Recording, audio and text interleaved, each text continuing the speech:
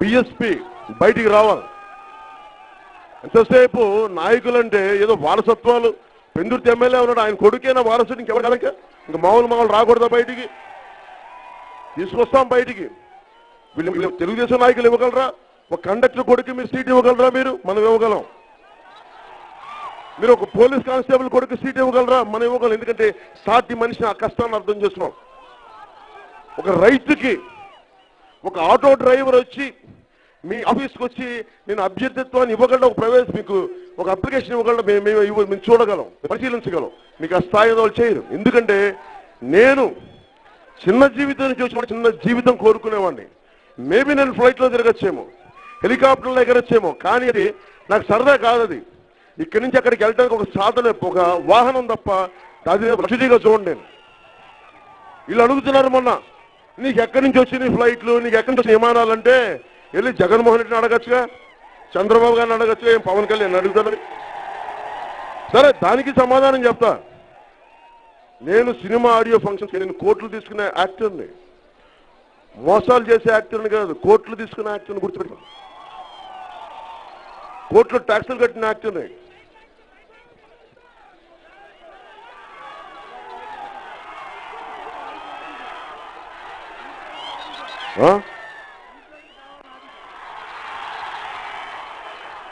Street లైట్లు ఆపారంట. Street లైట్లు ఆపేశారు అటు. మనం చెప్పాం, స్ట్రీట్ లైట్లు ఆపేస్తే ఒకటే మాట, అంటే మనకు కనిపించకూడదు. ఓహో, ఇదేనా చంద్రబాబు గారికి సిటీ వెలుగండి, చీకటిగా ఉంది మనకి. దీనికోసమే గొప్ప వ్యక్తి ఒక గొప్ప కవిత రాశాడు. రాహువు పట్టిన పట్టొక సెకండ్ అఖండమైన లోక బాంధవుడు అసలు లేకుండా పోతాడా. మూర్ఖుడు గడియారంలో ముళ్ళు కదలని కంటే ధరాగమనం అంతటితో తలకిందైపోతుంది. కుటిలాత్మల కూటమికి ఒక త్రుటికాలం జయమొస్తే విశ్వ సృష్టి పరిణామం విచ్ఛిన్నమవుతుందా. ధనుజులోకమేకంగా దారి కడ్డంగా నిలుచుంటే నరజాతి ప్రస్థానం పరిసమాప్తమవుతుందా. ఈ లైట్ లాపిన మూర్ఖులకి నేను చెప్తున్నా, ముకుల్లారా, అధముల్లారా, సవటల్లారా, దద్దమ్మల్లారా, సిగ్గుండ మీకు. లైట్ లాపితే మా గుండెల్లో ఉన్న వెలుగుని మీరెక్కడ ఆపగలరు? దద్దమ్మల్లారా, మా కనిపించని లైట్లు ఆపగలరేమో కానీ మా గుండెల్లో వచ్చిన మార్పుని మీరు ఆపగలరా?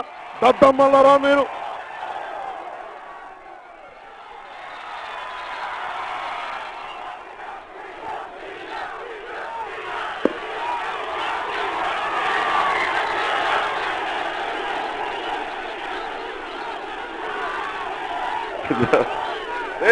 నేను అనేది ఇదే, ప్రజాస్వామ్యం అందరికీ సమానంగా పనిచేయాలి కదా.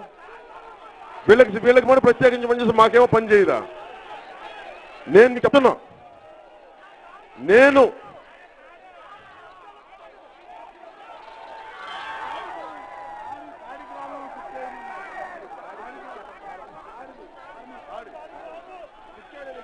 తాడి గ్రామం షిఫ్ట్ చేయలేదు ఇంకా.